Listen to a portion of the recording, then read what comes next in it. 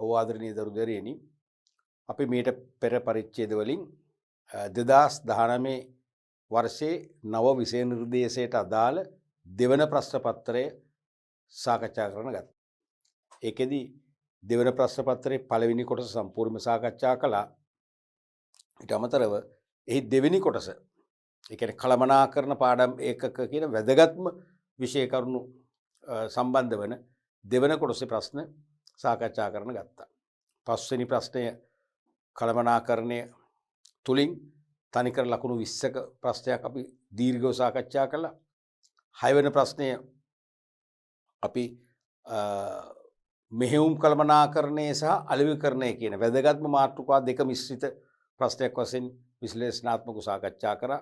7 වෙනි ප්‍රශ්නය මානව සම්පත් කළමනාකරණය ඒ වගේම තොරතුරු පද්ධති කියන මාතෘකා හා සම්බන්ධව ප්‍රශ්නයක් වශයෙන් දීර්ඝව සාකච්ඡා කළා.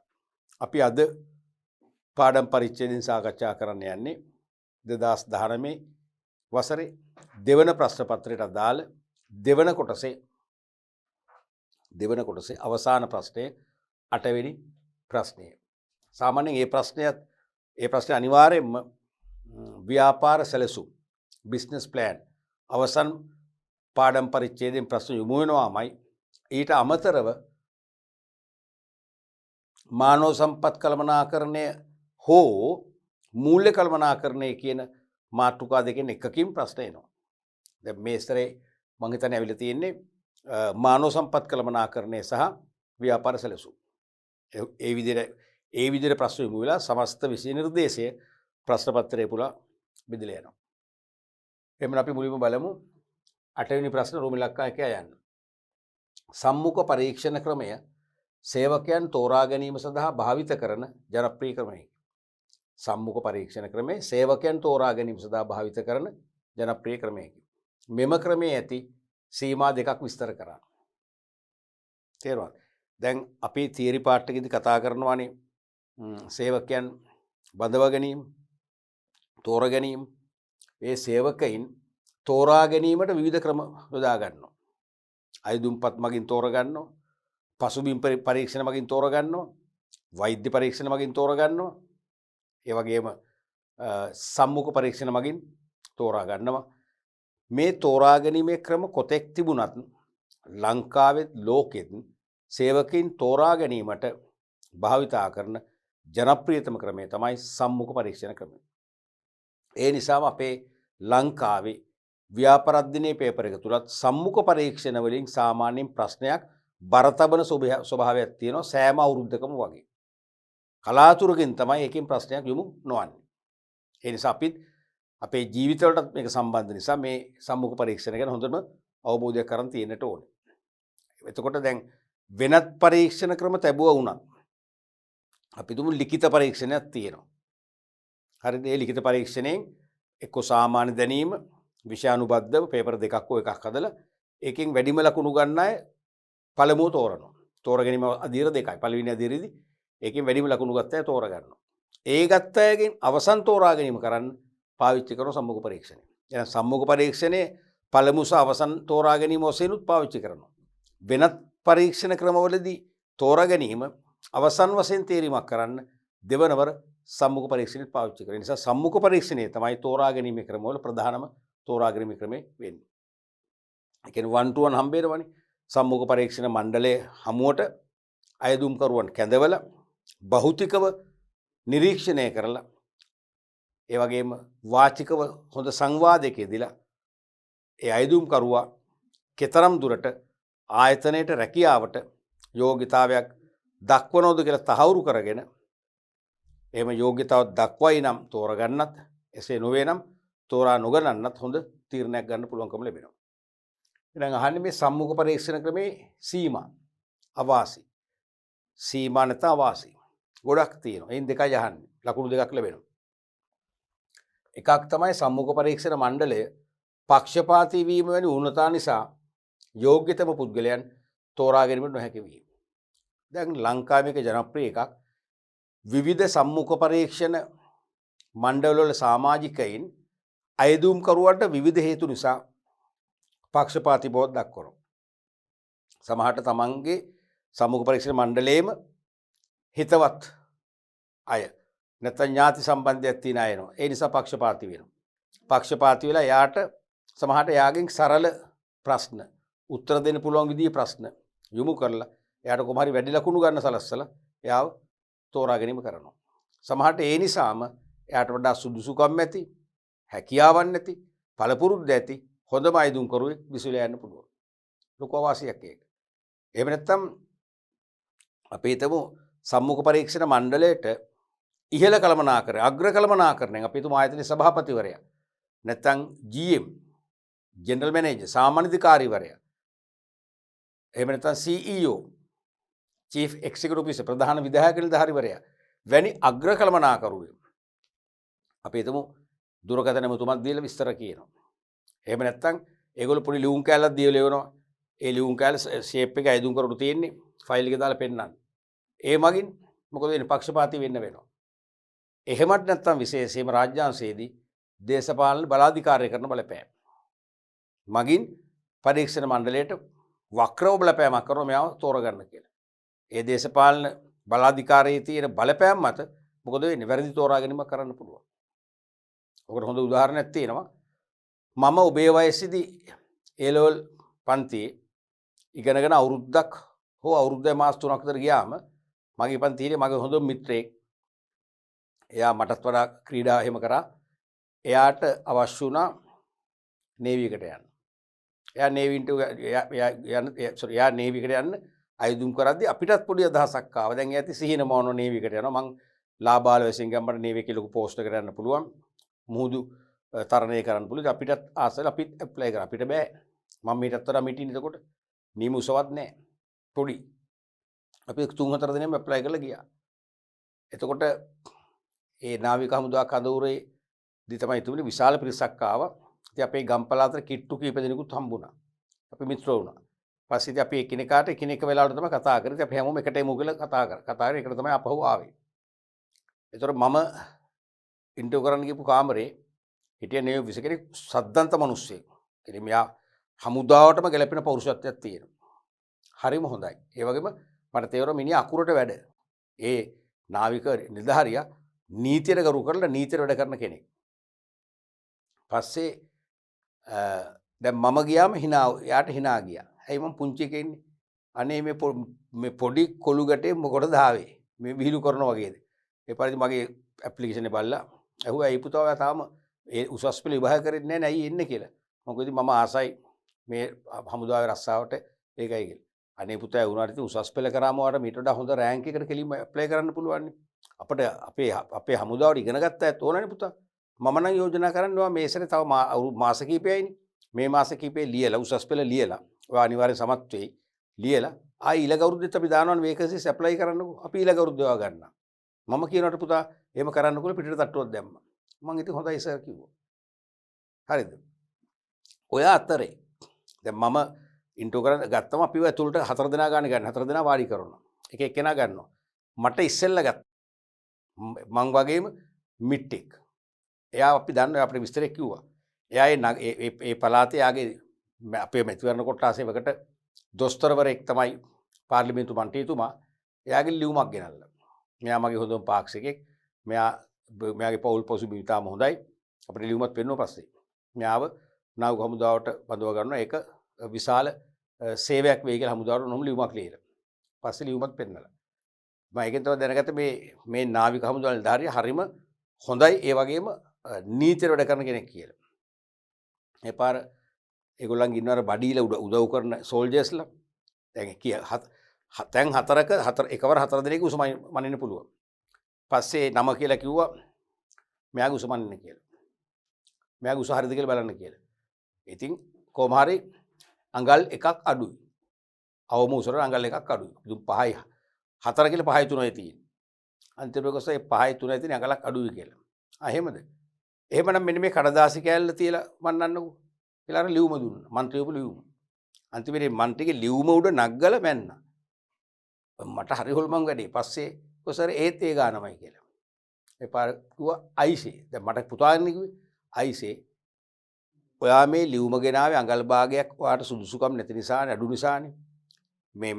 අපි දේශපාලන වැඩ කරන්නේ අපි හමුදා නීතියක් තියෙනවා හමුදා විනයක් තියෙනවා අපිට දේශපාලන වැඩක් නැහැ ඔයා නෙවෙයි ජනාධිපතිතුමාගෙන් ලියුමක් ගෙනවත් මම ඔයාව බදව ගන්නෑ මම සුදුසුකම් තියෙන අය විතරයි මම බදව ගන්න අපිට නීතියක් තියෙනවා කියලා දුන්න විනාඩි දෙක තුනක් කට් අවුට් නොකවුට් බලන්න කොච්චර හොඳ නිලධාරීන්ද කියලා ඒ සම්මුඛ පරීක්ෂණයේ අවංකව මෙහෙවන අය එහෙමයි අදත් ඉන්නව නැතුව නෙවෙයි ගොඩක් අඩුයි තේරුණාද ඉතින් ඒ වගේ සම්මුඛ පරීක්ෂණ මණ්ඩලය පක්ෂපාතී වුණොත් මොකද වෙන්නේ අසාර්ථක තෝරා ගැනීමක් කරන්න දෙවෙනි එක තමයි අයදුම් කරු තුල අනියත බියක් ඇතිවීම කොහොමත් අයදුම් කරු තුල දරුවනේ අනියත බියක් ඇති වෙනවා අපි කියන්නේ පපුවේ බිත්තර තම්බන්න පුළුවන් කියලා පපුව හෘද ස්පන්දනය ගහනවා පපුව හීට් වෙනවා තේරුණාද එහෙම පොඩි දෙයක් තියෙනවා දැන් මමත් සම්මුඛ පරීක්ෂණ මම හිතන්නේ 25ක් 30කට විතර ගියා ඒ ලෙවල් කරාට පස්සේ ඒ ලෙවල් කරන්න ඉස්සෙල්ලත් පස්සෙත් ගත්තා පස්සේ වැඩිපුර ගියේ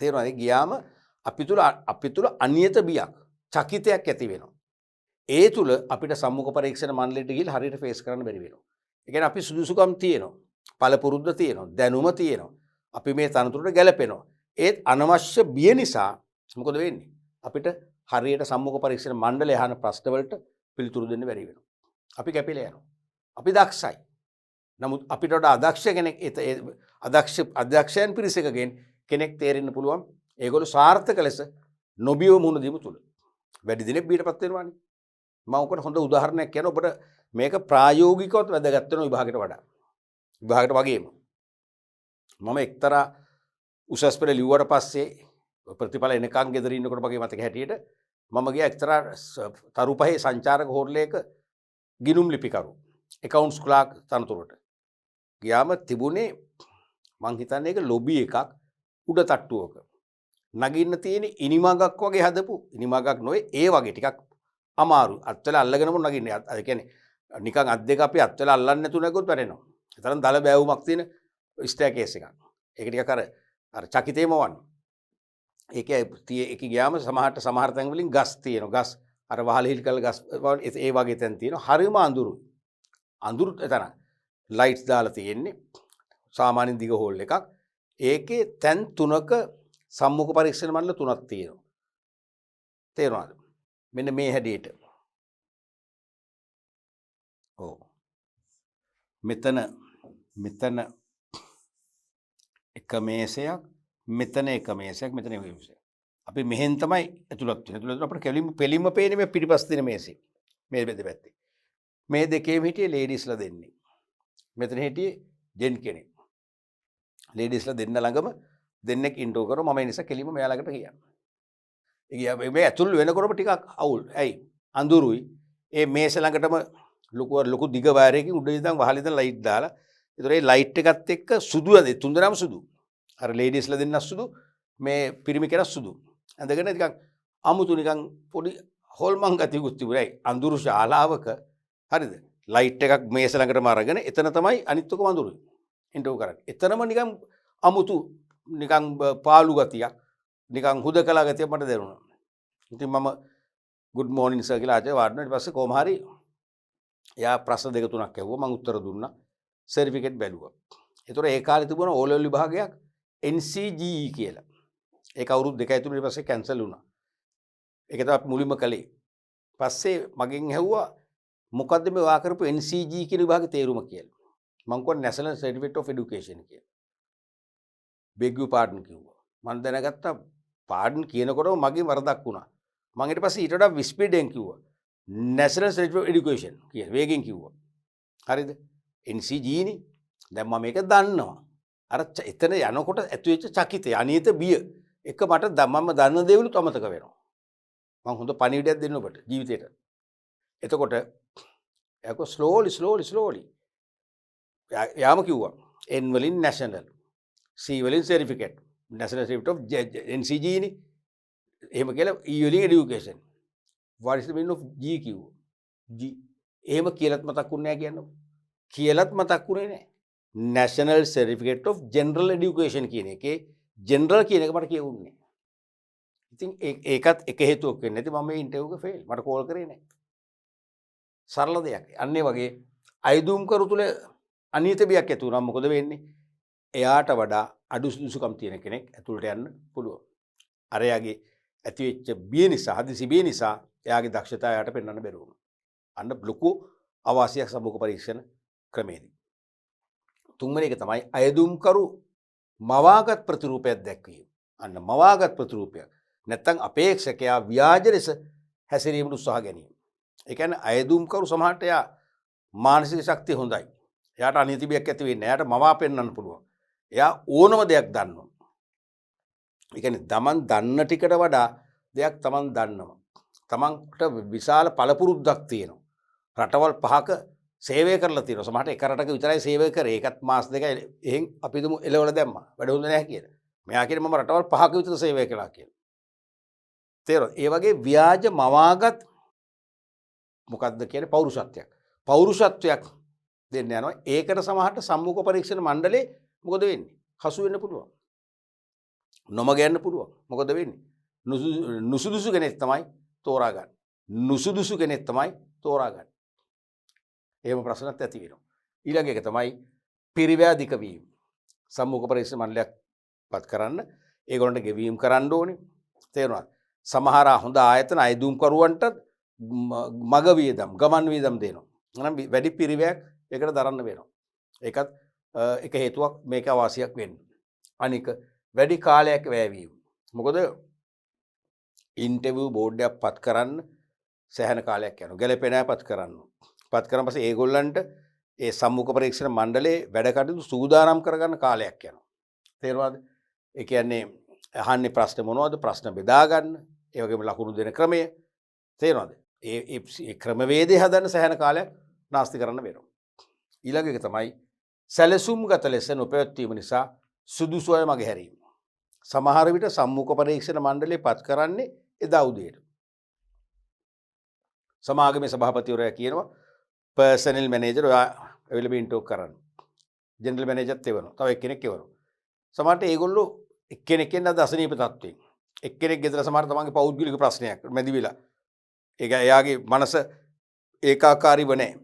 මනස එකතන නැහැ. ව්‍යාකූලයි. මොකද වෙන්නේ? අසාර්ථකයි. සමහරට ඒ සම්මුඛ පරීක්ෂණයට එන අයදුම්කරුවන් පේන්නේ යක්කු වගේ. එහෙමනේ පේන්නේ. ඒක සමහරට බොහොම ගැඹුරු ප්‍රශ්න අහලා ඒගොල්ලන්ව කපලා දාන්න පුළුවන්. සැලසුම් සහගත නැහැ. කලින් සූදානමක් නැහැ. අහන්නේ මොනවද කියලා දන්නේ නැහැ. පුද්ගලයා දැක්කම තමයි ප්‍රශ්න අහන්නේ. තමන් කැමැති පෞරුෂයක් තියෙන කෙනෙක් આવොත් සමහරට සරල ප්‍රශ්න අහනවා.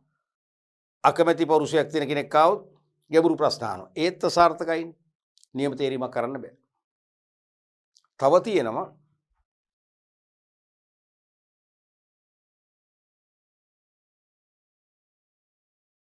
මීට අමතරව අපිට ගන්න පුළුවන් අපි 7 වෙනි එක වශයෙන් දාමුකෝ ප්‍රතිරූප ආකල්ප ආකල්ප මත ප්‍රතිරූප ආකල්ප මත තේරීමේ දුර්වලතා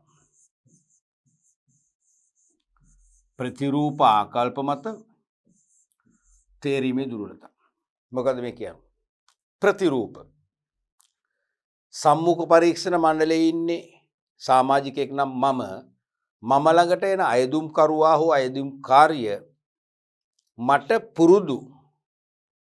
පුරුදු රූපයක් මගේ පවුල කෙනෙක් වගේ මගේ අම්මා තාත්තා වගේ මගේ සහෝදරයෙක් හෝ සහෝදරියක් වගේ නැත්නම් මගේ ළඟම හිත මිතුරෙක් හෝ ඒ හිත මිතුරගේ පවුල කෙනෙක් වගේ මට පෙනෙන්න හැඟෙන්න ගන්නවා.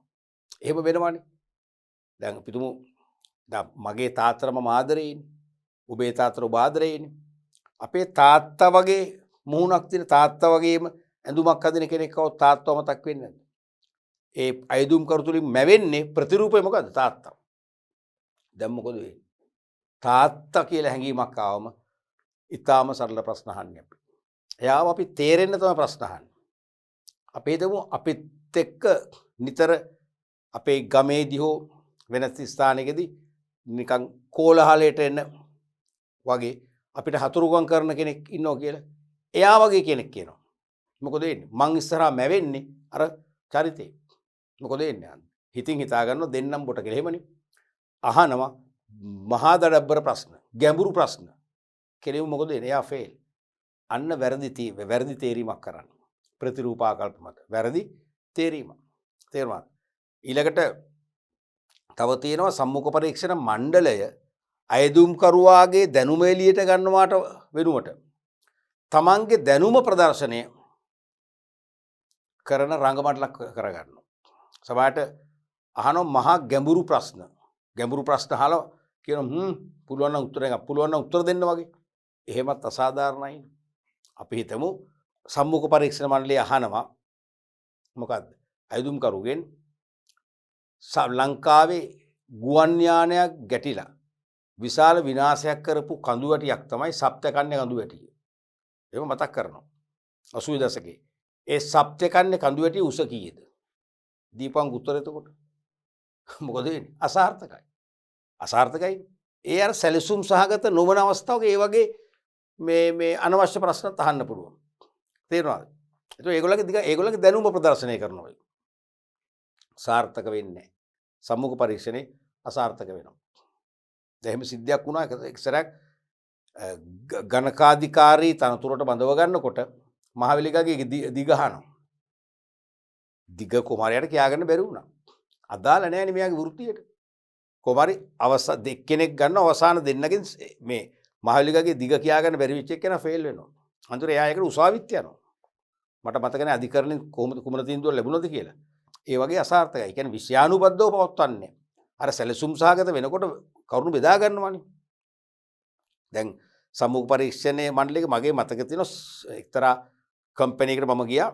එල්ලින් පස්සේ ඒකේ හරි ෂෝක් මම මොන දීපු සාර්ථකම සම්මුඛ පරීක්ෂණ මණ්ඩලය. ඒකේ හිටිය accountant, general manager, personal manager.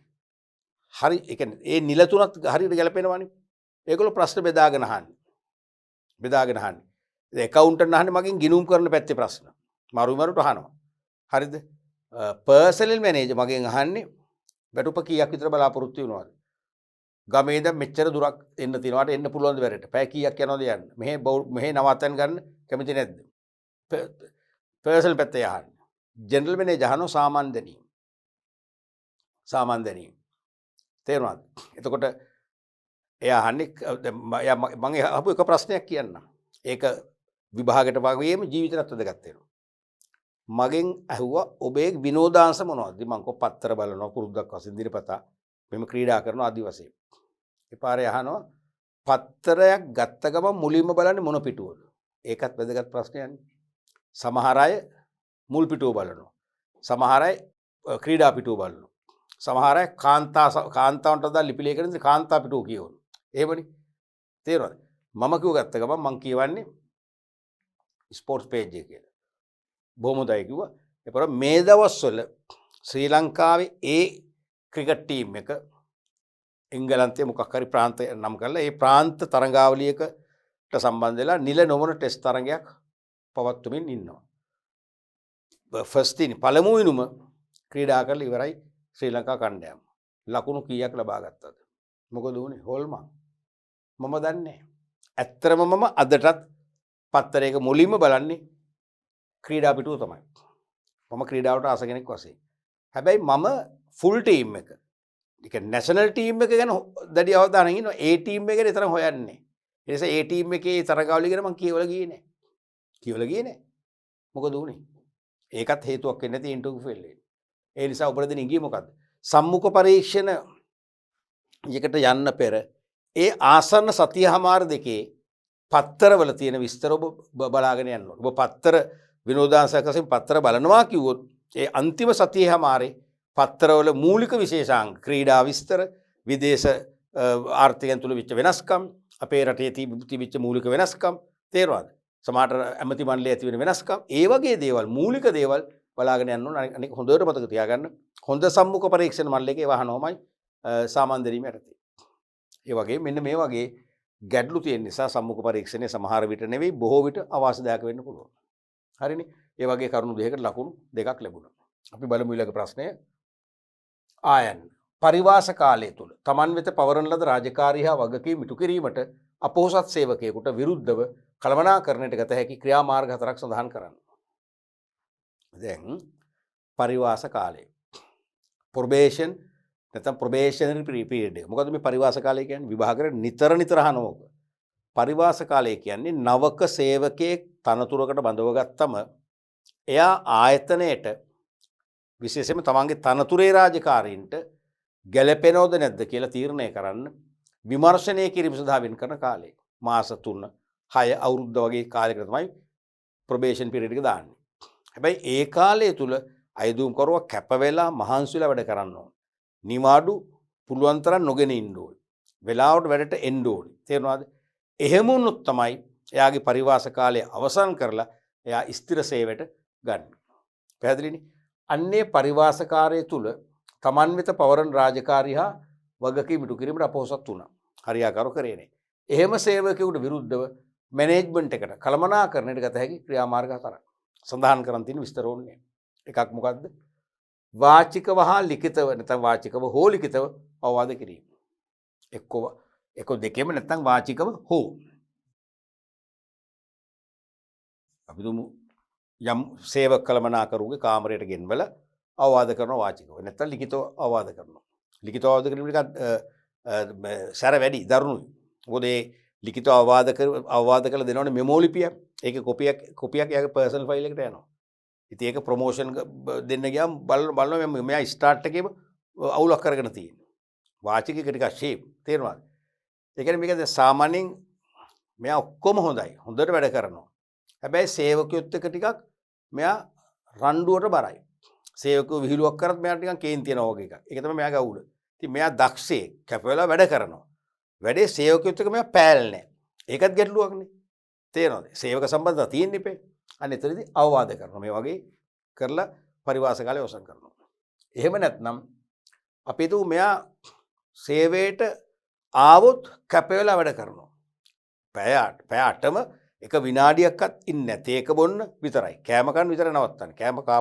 කෑම කාලා අත පිහිදලා කෙලින් වෙන්නේ තමන්ගේ රාජකාරී කරන්න. ඊටාම හොඳයි. හැබැයි සේවයට පැමිණීම දුර්වලයි. උදේ 8කෝත් 8යි කාල 8:00 8:45ම හැමදාම එන්නේ. ඒකත් ප්‍රශ්නයක්. ඒක ටිකක් බරපතලයි වරද. එහෙනම් මොකද කරන්නේ? එයාට ඒ වෙන අවබෝධ කරලා පරිවාස කාලෙ දික් කරනවා. දැන් අවුරුද්දක් ඉවරයි. අවුරුද්දෙම හැදුන්නේ නැහැ. තව මාස 3ක් දෙනවා. කියලා මෙන්න මේ වැරදත් හදාගන්න වගේ එකම අඩුපාඩුව මෙච්චරයි. ඒ මාස 3ෙත් හදාගත්තේ නැත්නම් ඒ අයින් කරනවා නැත්නම් පරිවාස කාලය අයින් කරනවා. එහෙමත් නැත්නම් සේවකයා වෙනත් අංශයකට මාරු කරනවා. දැන් එයා ඉල්ලන්නේ යම් අංශයක්. ඒ අංශෙ දෙන්නේ නැහැ. අපි කියනවා මේ අංශෙ දෙන්න බෑ. ඔයා හරියට වැඩ කරේ නෑනේ. ඒ නිසා ඔයාට ඕන නම් අපි මේ අංශෙට දෙන්න. කැමති නැහැ යන්න. නැත්නම් ගෙදර යන්න ඕන. අන්න තවත් පනිෂ්මන්ට් එකක්. අනික වැටුප් වර්ධකයක් අත්හිටුවීම. නැත්නම් වැටුප් වර්ධකයන් එකක් හෝ කීපයක්. සමහරට මෙයාව පරිවාස කාලේ ඉවර කරලා මෙයා ස්ථිරසෙවට ගන්නවා. අර වැටුප් වර්ධක තියෙනවනේ.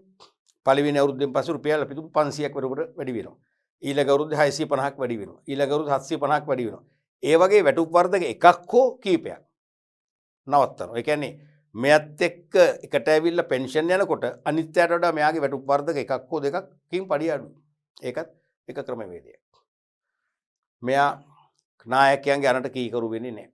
වෙලාවට වැඩට එන්නේ නැහැ. දීපු නිවාඩු අනුමත නිවාඩු ඉක්මවා නෝපේ මේ කියන්නේ වැටුප් රහිත නිවාඩු පව අරගන්නවා නම් මෙයා අපට පාලනය කරන්න බෑ. මොකද කරන්නේ? එයාගේ සේවය කෙලින් මෙතනින් අවසන් කරනවා. ඔන්න ඔයගේ ක්‍රියාමාර්ග ගන්න පුළුවන්. ක්‍රියාමාර්ග 4ට ලකුණු භාගයෙන් ලකුණු 2ක් දීලා තියෙනවා. පැහැදිලිද? අපි බලමු ඊළඟ ප්‍රශ්නය. රෝම ඉලක්කම් 2. සංවිධානයක මුදල් ගලා යාම පාලනය කළ හැකි ආකාර 4ක් යෝජනා කරන්න. සංවිධානයක මුදල් ගලා යාම. ඒ කියන්නේ කිසියම් ආයතනයක ඇතුළේ තියෙන මුදල් එළියට යන ක්‍රම ගලා යාම. ඒවා අඩු කරගන්න. දැන් රටක උපයගත්ත මුදල් එළියට ගියොත් අපි කියන රටේ මොකද වෙන්නේ? විදේශ විනිමය හිඟයක්, විදේශ සංචිත හිඟයක්. ලොකු අරුබුදයක් තියෙනවනේ. ඒ වගේ තමයි ව්‍යාපාරය ඇතුළට ආපු මුදල් එළියට යන එක පුළුවන් තරම් අඩු කරගත්තොත් තමයි ව්‍යාපාරයේ ධනෙ වැඩි වෙන්නේ. ශක්තිමත් ව්‍යාපාරයක් වෙන්නේ. මොනවද ක්‍රම? මේක තනිකර ප්‍රශ්නයක් නේ. ප්‍රශ්නයක කොටසක් නෙවෙයිනේ. රෝම ඉලක්කම් වලින් ප්‍රශ්නයක්. අයනු නෙවෙයි. එතකොට ආකාර 4ක් යෝජනා කරන්න. 4ක් කියලා අහලා තියෙනවානේ. මම කියන්නේ 4ක් කියලා නම් කළේ නැතත් අපි 4ක් ලියන්න ඕන. අනේක තේරුම් ගන්න. 4ක් කියලා සාමාන්‍ය මෙතන නම් කරපු අපට පහසුයි. සමහර විට මේ වගේ ප්‍රශ්න වල නම් කරන්නේ නැමෝ කලිනුත් කියලා තියෙනවා. නම් කරේ නැති නිසා දැන් සම්පූර්ණ රෝම ඉලක්කම් ප්‍රශ්නයකට ලකුණු 4ක් ලැබෙන නිසා කරුණු 4ෙම අපි ඉන්න ඕනේ. 4 කියන එක නම් කරේ නැතත්. පැහැදිලිනේ? රයිට්. පළවෙනි එක තමයි එදිනෙදා ගෙවීම ප්‍රමාද කිරීම. එදිනෙදා අපට ගෙවන්න තියෙනවා අපි පුළුවන් තරම් ප්‍රමාද කරගන්න. අද ගෙවන්න ඕන එක හෙට ගෙවනවා. ඒතර අද සල්ලි ගලාගෙන යන්නේ නැහැ. හෙට ගෙවනවා. හෙට ගෙවනකොට අපිට තව ආදායම් මාර්ග තියෙනවා. අර ගෙව් එක බැලන්ස් වෙනවා. තේරෙනවද? අද එන මාර්ග අඩුයි. අද ගෙවීම කරොත් කෙලිම මුදල් ගියා වෙනවනේ. ඒක හෙටට කල් දාගත්තොත් නැත්නම් සතියකින් කල් දාගත්තොත් එදාට සල්ලි එන්න තියෙනවා. එහෙනම් අපි එදාට ගෙවුවම ඒ එළියට යන ප්‍රමාණය වගේ කීප ගුණයක් එන නිසා අපිට ගැටලුවක් නැහැ. අන්න මුදල් ගලයම් පාලනය කරගන්න සාමාන්‍ය ක්‍රමයක්. විශේෂ ක්‍රමයක් නෙක සාමාන්‍ය ක්‍රමයක්. දෙවැනි එක තමයි ලාභාංශ රඳවා ගැනීම. ලාභාංශ සමාගමේ කොටස් හිමියන්ට තමන් ආයෝජිත කොටස් ප්‍රාග්ධනයේ ප්‍රතිලාභය වශයෙන් බෙදා දෙන ලාභ කොටස් ටික රඳව ගන්නවා. රඳවගෙන මාසයක් හමාරක් ගිහිල්ලා ගෙවනවා. අන්න එළියට මුදල් ගලායම අඩු වෙනවා. ඒ මාසයකට පස්සේ අපිට විශාල විකුණුම් ආදායමක් ලබන්න පුළුවන්. ඒ මොහොතේදී මේ ලාභාංශ ගෙවුවට කමක් නැහැ. දැන් ගෙවුවොත් අනිවාර්යයෙන්ම අභ්‍යන්තර මූල්‍ය දුෂ්කරතා නැත්නම් ද්‍රවශීලතා ගැටලු මතුවෙනවා. ඊළඟට ණය ප්‍රාග්ධනය ලබා ගැනීම සීමා කිරීම මගින් පොලිහා ලාභාංශ ගලායම් පාලනය කිරීම. දැන් අපි ණය ගන්නවා කියන්නකෝ. ණය ගත්තොත් මොකද වෙන්නේ? පොලියක් අනිවාර්යයෙන්ම ගෙවන්න වෙනවා. වරණේ කොටස් කියන්නේ එක්තරා ණයනේ. ඒකට ගෙවන්නේ ලාභාංශනේ. ඒකත් ගෙවන්න වෙනවනේ. නමුත් මේ ණය ප්‍රාග්ධනය අඩු කරගත්තොත් මොකද වෙන්නේ? පොලි හෝ ලාභාංශ වශයෙන් එළියට යන ප්‍රමාණය මොකද වෙන්නේ? අඩු වෙලා මුදල් ගලා යාම සීමා වෙනවා. පැහැදිලිනේ? ඊළඟට අතිරික්ත සේවකයන් රඳවා නොගැනීම තුළින් සේවක පිරිවැය පාලනය කිරීම. සමහර ආයතනවල මානව සම්පත් සැලසුම් කරන්නේ දුර්වලතා නිසා ශ්‍රම ඌනතා සහ අතිරික්තතා ඇති වෙන්න පුළුවන්. අතිරික්ත සේවක හිටුවොත් ඒ කියන්නේ ඒගොල්ලන්ගෙන් අපි ප්‍රයෝජනය ගන්නෙ නැහැ. ඒගොල්ලන්ගේ ශ්‍රමය උපයෝජනය කර ගැනීමකින් තොරවම වැටුප් ගෙවන නිස්කාරණයක ගෙවන වැටුපක්. අනිවාර්යයෙන්ම මොකද වෙන්නේ? එහෙනම් ව්‍යාපාර ඇතුළේ තියෙන සල්ලි එළියට යනවා. අන්නේ අතිරික්ත සේවකින් අපි නැති කරගත්තොත් එහෙනම් එළියට යන මුදල් ප්‍රමාණය පාලනය කරගන්න පුළුවන්. ඊළඟට ආයතන පරිපාලන හා විකුණුම් වියදම් අවම කිරීම. දැන් දන්නවනේ accounting වල තියෙනවානේ ආයතන හා පරිපාලන වියදම්. සේවක වැටුප්, ලිපි ද්‍රව්‍ය තේරෙනවද? ඒ වගේම විකුණුම් වියදම්, ප්‍රචාරණ වියදම්, විකුණුම් කොමිස්, නියෝජිත කොමිස් වගේ මෙන්න මේ ආයතන පරිපාලන විකුණුම් වියදම් පුළුවන් තරම් අඩු කරගන්න. එහෙම අඩු කරගන්නවා කියන්නේ එළියට යන මුදල් ප්‍රමාණය අපේ ඇතුළේ රඳව ගැනීමක් කරන්න. වියදම් කියන්නේ එළියට යාමනේ. තේරුණාද? ඊළඟට අවශ්‍යතාවයට ගැලපෙන පරිදි පමණක් තොග මිලදී ගන්නවා. අපි අනවශ්‍ය ලෙස තොග මිලදී ගන්නෑ. අමුද්‍රව්‍ය වේවා, නිමිද්‍රව්‍ය වේවා වැඩිපුර මිලදී අරගෙන. ඒක පිළිම නැශ වෙන්නේ නැහැ. අපි නිසා ගබඩාවෙත් ඉඩ තියෙනවා. අවශ්‍ය ඒකක 1000 ඒකක 1500ක් ගන්නවා. 500ක් වැඩිනේ. අපි මේ ඔය ඒකක 1500ට කෝටි එකහමාරක් ලක්ෂ 150ක් වියදම් කරා නම් එහෙනම් ඇතරම ඒකක 500ක් වෙනුවෙන් කැප කර ලක්ෂ 50 අපරාධයක්. ඒ ලක්ෂ 50 අපි කෙලිම එළියට යවුවා වෙනවා.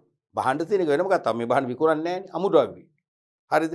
එහෙමනම් අන්න වගේ අනවශ්‍ය අතිරික්ත තොග නැතුව අවශ්‍යතාවයට ගැලපෙන පරිදි තොග ගන්නවා කියන්නේ එළියට යන මුදල් ප්‍රමාණය අපි සීමා කරගන්නවා.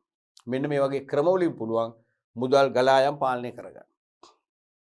හරිනේ? මේ වගේ ක්‍රම 4කට තමයි ලකුණු 4ක් දුන්නේ එක බැගින්. තව ප්‍රධාන එකක් තියෙනවා මේ ස්කීම් එක හදද්දී අපේ ප්‍රධාන පාලක පරීක්ෂකතුමාට ඔළුවට ආපු නැති එන්නම ඕන එකක්. මොකක්ද? ඒ තමයි පරිත්‍යාග. දැන් බොහෝ ව්‍යාපාරවල සමාජ වගකීම් තියෙනවානේ. අපි මුල්ම පාඩම් වලදී 3 වන පාඩමේදී අපි ඉගෙන ගත්තා ව්‍යාපාර ආචාර ධර්ම සහ සමාජ වගකීම්. ව්‍යාපාරයට සමාජයේ වශයෙන් සමාජය ගැන සලකලා සමාජයේ වගකීමෙන් යුතුව වැඩ කරන්න ඕන. සමාජ සේවා සුබ සාධන පහසුකම් සඳහා යම් යම් දේ කරන්න වගකීමක් තියෙනවා. ඒ නිසා තමයි ඇතැම් ව්‍යාපාර ඒ කියන්නේ ඒ අදාළ ව්‍යාපාරයේ ක්‍රියාත්මක වන ප්‍රදේශයේ ගම් ප්‍රදේශයේ වැසියන්ගේ ඉල්ලීමක් අනුව හෝ එක්ක ඉල්ලීමකින් තොරවම. හරිද? ගමේ ළමයිට ක්‍රීඩා කරන්න තැනක් නැහැ. පාරේ ගෙව තුල තමයි ක්‍රීඩා කරන්නේ. හරිම අවදානම්. එහෙනම් ක්‍රීඩා පිටියක් ඉදි කර දෙනවා. ලොකු පරිත්‍යාගයක්. ගමේ ළමයිට පුස්තකාලයක් නැහැ. පුස්තකාලයක් ඉදි කර දෙනවා. තේරෙනවද? නැත්නම් ගමේ ළමයිට අපි හිතමු ඔය ඩේටා ප්‍රශ්නේ තියෙනවනේ. මේ Wi-Fi පහසුකම් තියෙන ශාලාවක් හදලා දෙනවා. ඔන්ලයින් අධ්‍යාපනයේ පහසුවක් වශයෙන්. පරිත්‍යාග. එහෙම නැත්නම් ඒව සමාජ වගකීම්. එහෙම නැත්නම් අපි තුමු ඔයගොල්ලෝ ඉස්කෝලේ ස්පෝර්ට් මීට් එකට හවුස් මීට් එකට හරිද? අපි තුමු යම් සමාගමකින් ඉල්ලනවා අයිස්ක්‍රීම්. ඉතින් අයිස්ක්‍රීම් කෙලින්ම වෑන් එකක් පුරවලා යවන්න එපේ. ඒ වගේ පරිත්‍යාග තේරෙනවද? එහෙම නැත්නම් අපි තුමු පන්සලේ මොනවා හරි අපි තුමු ධාතු මන්දිරයක් ඉදි කරන්න යනවා. ඒකට ආධාරයක් කියනවා. සමහරට ධාතු මන්දිරේම ඉදි කර දීමේ වගකීම බාර ගන්නවා ආයතන. අන්න ඒ වගේ පරිත්‍යාගමකදුත් වෙන්නේ මොකද්ද? ආයතනයේ ධනෙ එළියට යනවා. එවැනි පරිත්‍යාගත් සීමා කරගන්නවා. එවැනි පරිත්‍යාගත් සීමා කරගන්නවා. දැන් සමහර ආයතන වලට උම අනුග්‍රහය සඳහා ගියාම කියනවා අපේ මේ අවුරුදු බජට් එකේ තව තියෙන 10%යි. ඒ කියන්නේ රුපියල් ලක්ෂ 1.5ක් වගේ තියෙන. ඕගොල්ලෝ කලින් ආවනම් තිබුණා. අපි දැන් පරිත්‍යාග කීපයක්ම කළා. අන්න පාලනය කරලා ඒගොල්ලෝ. තේරුණාද? එහෙමනම් හත්වෙනි එකක් වශයෙන් දාන්න පුළුවන් බාහිර සමාජයට. බාහිර සමාජයේ වෙත ලබා දෙන පරිත්‍යාග නැත්තම් අනුග්‍රහයන් සීමා කිරීම. ඒ මගින් පුළුවන් පිටතර මුදල් ගලා යාම පාලනය කරන්න. පැහැදිලිනේ? අපි බලමු ඊළඟ ප්‍රශ්නය. තුන්වෙනි ප්‍රශ්නය යන්නේ. සංවිධානයක් සඳහා තොරතුරු කළමනාකරණයේ ඇති වැදගත්කම කෙටියෙන් පැහැදිලි කරන්න. තොරතුරු කළමනාකරණ ඉන්ෆෝමේෂන් මැනේජ්මන්ට්. අද අපි ඉන්නේ තොරතුරු තාක්ෂණ යුගයක. ඒ නිසා ගොඩක් විධිමත් ව්‍යාපාර තොරතුරු තාක්ෂණ අංශයක් ව්‍යාපාරවල වෙනම පවත්වගෙන යනවා. IT ඩිපාර්ට්මන්ට් එකක්. ඒකෙන් මොකද්ද කරන්නේ? සංවිධාන පරිසරය හා සංවිධානයේ ගනුදෙනු හා සිදුවීම් වලට අදාළ විවිධ දත්ත රැස් කරනවා. රැස් කළා ඒ දත්ත සංස්කරණයට ලක් කරනවා. තේරීම කරනවා, වර්ග කරනවා, තෝරනවා, ගණනය කිරීම කරනවා, සාරාංශ කරලා තීරණ ගත හැකි තොරතුරු බවට පත් කරනවා. පත් කරලා එක් එක් කළමනාකරුවන්ට අවශ්‍ය වේලාවට අවශ්‍ය තොරතුරු ලබා දෙන තීරණ ගන්න. හරිනේ? එහෙම තොරතුරු කළමනාකරණයක් කරනවානේ. ඒ තොරතුරු කළමනාකරණය ඇති ප්‍රයෝජන. හරි. වැදගත්කම. ඒතර මේකේ ප්‍රශ්නයක කොටසක්නේ හතරක් අහන්න නැහැ කියලා දන්නවනේ. රෝමිලක්කම් 3 කියලා ඇහුවනම් 4 අහනවා. මේකේ අයන්නනේ නිසා 2යි අහන්නේ. එහෙනම් කරුණු දෙකට ලකුණු එක බැගින් දෙකක් දෙනවා. එකක් තමයි එක් එක් අංශ ඒකාබද්ධ කිරීමට. දැන් එක් එක් අංශ සමහරට ඒකාබද්ධ කරලා తాවකාලිකව ඒකාබද්ධ කරලා සමහරට ඒ අංශ දෙකේම කටයුතු කාර්යක්ෂම කරන්න වෙනවා. සමහරට සදාකාලිකව ඒකාබද්ධ කරන්න වෙනවා. හැබැයි ඒකාබද්ධ කිරීම නිවැරදි ඒකාබද්ධ කිරීමක් කරන්න. නිවැරදි තීරණ ගන්න තොරතුරු අවශ්‍යයි. තොරතුරු කළමනාකරණයේ තොරතුරු ලබා ගන්න පුළුවන්. ඊළඟට ප්‍රතිපෝෂණය ලබා දීමට. ප්‍රතිපෝෂණය. දැන් අනිවාර්යයෙන්ම දැන් කිසියම් මෙහෙයුම් ක්‍රියාවලියක් දියත් කරාම දියත් කළ අවසන් වුණාම ප්‍රතිපෝෂණයක් අවශ්‍යයිනේ. ප්‍රතිපෝෂණය සමහරට ඉහළ කළමනාකරණයට අවශ්‍යයි. ඒ ප්‍රතිපෝෂණය ලබා දෙන්නේ තොරතුරු කළමනාකරණය මගින්. ඒ මෙහෙයුම් ක්‍රියාවලිය දියත් කිරීම තුළ දියත් කිරීම ආරම්භ කිරීම ක්‍රියාත්මක වීම සාර්ථකව නිවා දැකීම පිළිබඳ තොරතුරු එක් රැස් කරලා ලබා දෙනවා ඉහළ කළමනාකරණය. එතකොට තමයි මේ මෙහෙයුම් ක්‍රියාවලිය ඊළඟ වතාවෙත් දියත් කරනවද නැත්නම් ඒක නවත්වනවද කියලා තීරණයක් ගන්න. ඊළඟට පාරිභෝගික සම්බන්ධතා වර්ධනය කර ගැනීමට. පාරිභෝගික සම්බන්ධතා වර්ධනය කර ගන්නටත් තොරතුරු කළමනාකරණය වැදගත්. තොරතුරු කළමනාකරණ ක්‍රියාවලියක් තියෙනවා නම් නිරන්තරයෙන්ම ව්‍යාපාරයේ ප්‍රධාන ගනුදෙනුකරුවා වන පාරිභෝගිකයන් සමග යම් යම් සංවාද පවත්වන්න ඒගොල්ලන්ගෙන් ප්‍රතිපෝෂණයක් ලබා ගන්න මොකද වෙන්නේ? ලින්කේජස් හදනවා. ඒ නිසා අනිවාර්යෙන් පාරිභෝගික සම්බන්ධතා වර්ධනය කරගන්නවා කියන්නේ අපේ වෙළඳපොළ දිගු කාලයකට ස්ථාවර වෙනවා. තේරෙනවනේ?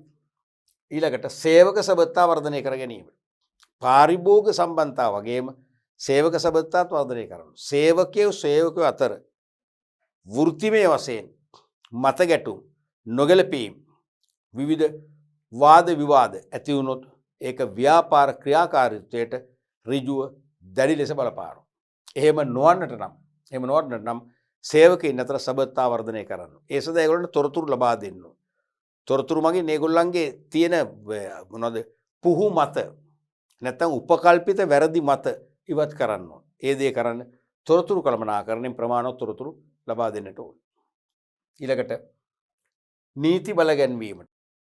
දැන් විවිධ ව්‍යාපාර වලට දාලා නීති තියෙනවා. ඒ නීති බල ගන්නවන්න නීති ක්‍රියාත්මක කරන්න තොරතුරු අවශ්‍යයි.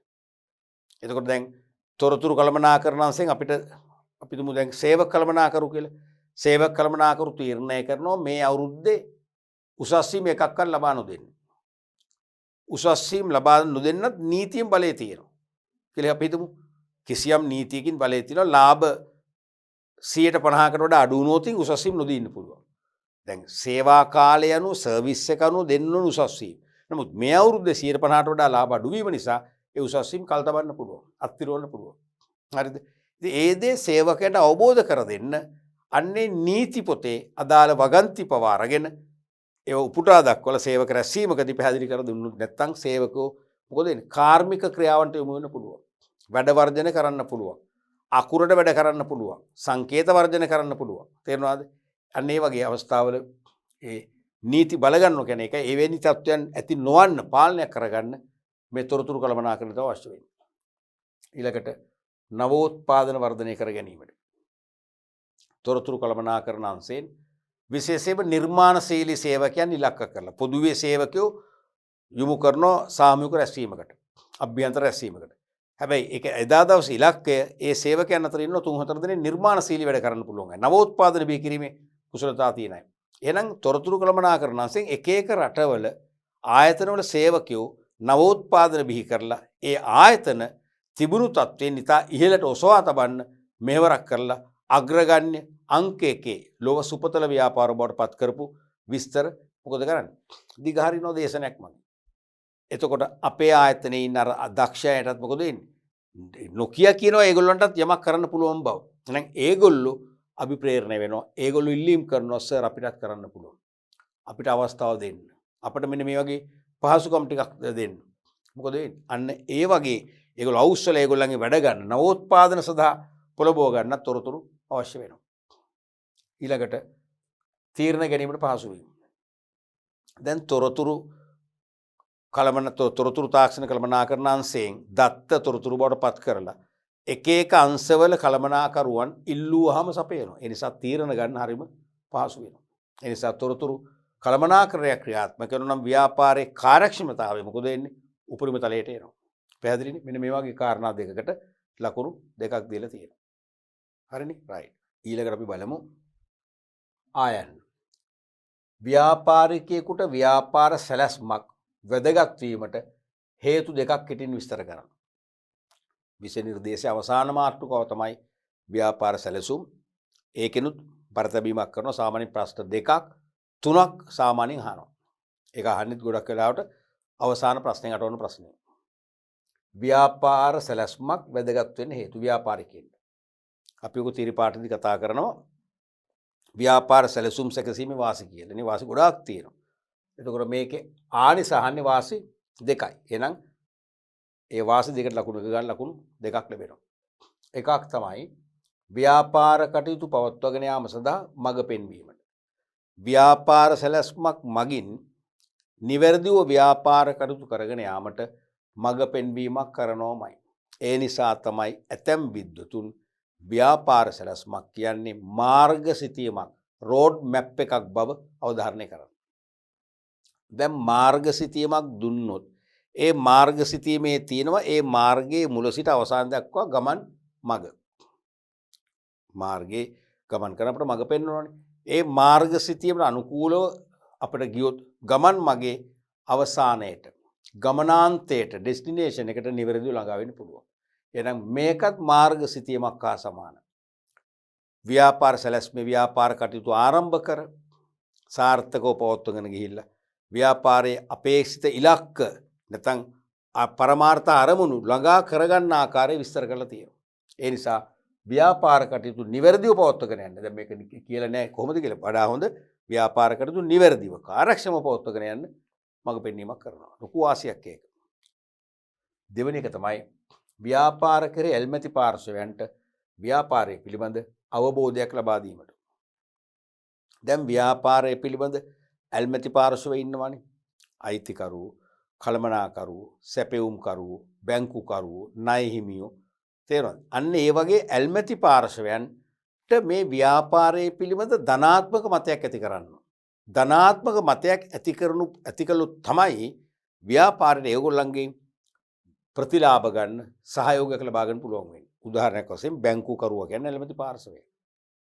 බැංකුකරුවට ව්‍යාපාරයේ සාර්ථකත්වය ගැන අවබෝධයක් දෙන්න හොඳම එකක් තමයි බිස්නස් ප්ලෑන් එක. එහෙම දුන්නම බැංකුකරුවා තේරුම් ගන්නවා මේ ව්‍යාපාරය හොඳ ගමනක යනවා. එහෙමනම් එයා ළඟට බැංකුව වෙත ඇවිල්ලා මේ ව්‍යාපාරයේ කිසියම් ණය මුදලක් ඉල්ලුවොත් ඉතා ඕනෑකමින් ඉතා ඉක්මනින් ඒ ණය මුදල ලබා දෙන්න කටයුතු කරනවා. ඇයි? අන්න බැංකුව කියන ඇල්මැති පාර්ශවයේ තුල මේ ව්‍යාපාරයේ කෙරෙහි බලාපොරොත්තු විශ්වාස ඇති කරන්න හේතු වුණා. අන්න ඒ වගේ ඇල්මැති පාර්ශවයන්ට ව්‍යාපාරය පිළිබඳ අවබෝධයක් දෙන්න පුළුවන් බිස්නස් ප්ලෑන් එකකින්. ඒ තුලින් ඇල්මැති පාර්ශවයන්ගේ ආශිර්වාදය ව්‍යාපාරේ සාර්ථකත්වයට අපිට උපයෝජනය කරගන්න ලේසි වෙනවා. ඊළඟ එක තමයි ව්‍යාපාරයට අවශ්‍ය මූල්‍ය පහසුකම් ලබා ගැනීමට. දැන් බැංකුවකින් පවා අපිට ණයක් ඉල්ලුවම ඒ ණය දෙනවද නැද්ද? කෙතරම් ප්‍රමාණයක් දෙනවාද කියලා තීරණය කරන්න පදනම් කරගන්න එක සාධකයක්, වැදගත්ම සාධකයක් තමයි බිස්නස් ප්ලෑන් එක. බිස්නස් ප්ලෑන් එක සාමාන්‍ය බැංකුවක් ඉල්ලනවා. ලෝන් එකක් ගන්න ගියාම. ඒ කියන්නේ පුද්ගලික ණය වලට නෙවෙයි, පාරිභෝගික ණය වලට නෙවෙයි, ව්‍යාපාරික ණය වලට මම කියන්නේ. බිස්නස් ලෝන් වලට. එතකොට මේ බිස්නස් ප්ලෑන් එක කියවුවම බැංකුවට මේ ව්‍යාපාරයේ පිළිබඳ නිවැරදි චිත්‍රයක් ලැබෙනවා.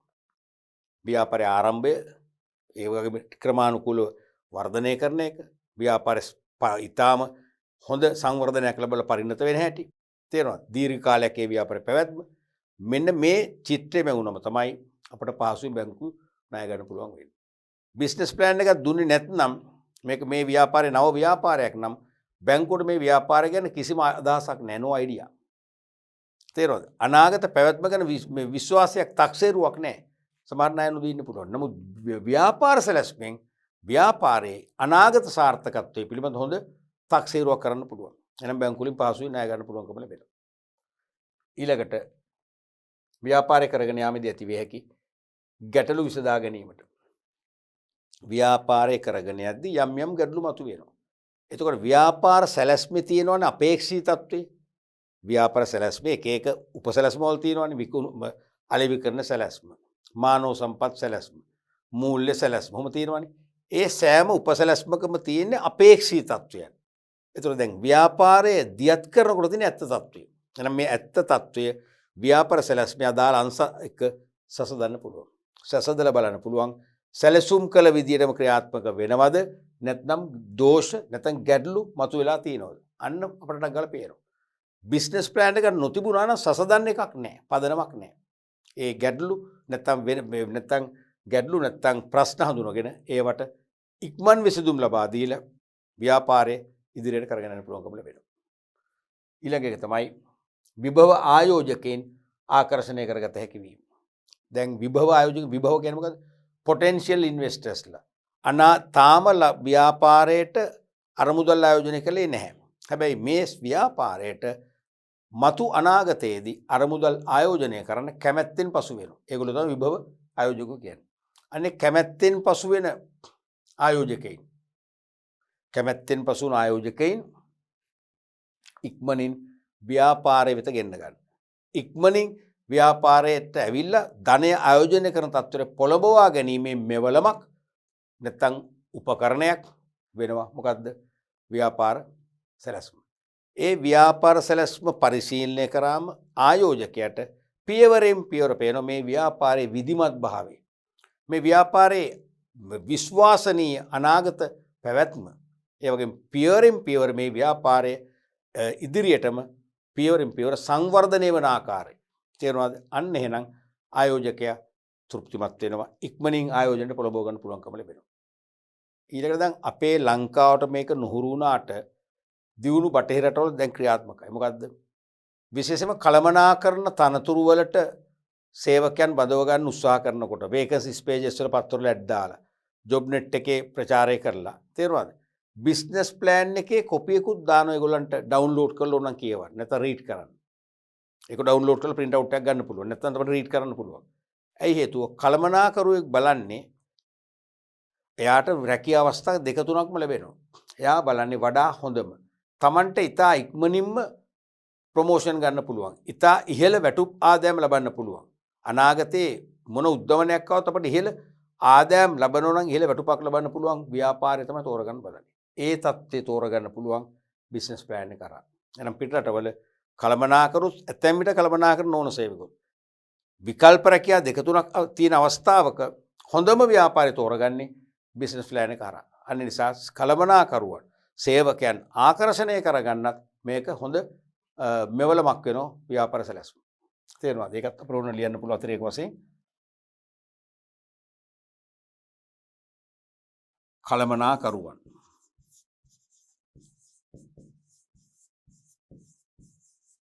මෙන්ම සේවකයින් පහසුවෙන්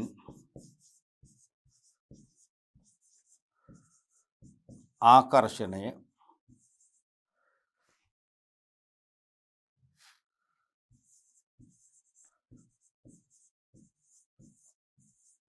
කරගත හැකි වීම.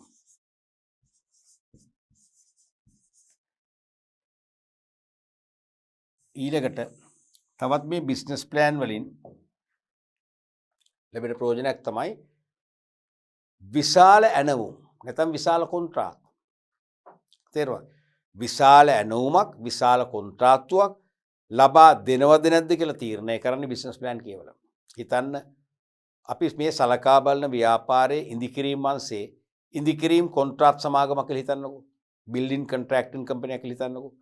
එතකොට මේ ඉදිකිරීම සමාගමට අපි තුමු තට්ටු 25ක 30ක දැවැන්ත ගොඩනැගිල්ලක් ලෑන්ඩ්ස්කේපින් කරලා දැවැන්ත ගොඩනැගිල්ලක් හදන්න මහා පරිමාණ ඇණවුමක්නේ කොන්ත්‍රාත්තුවක්නේ. ඒක දෙන්න සුදුසුදු නැද්ද කියලා බලන්නේ කොහොමද?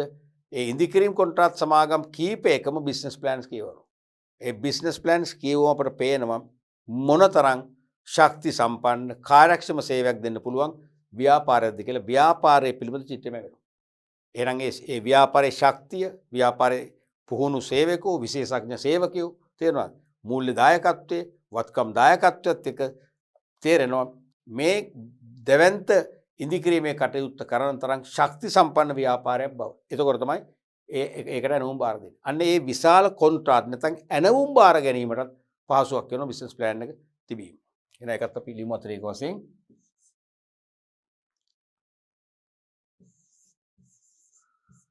විශාල ප්‍රමාණයේ ඇණවුම් නැත්නම් කොන්ත්‍රාත්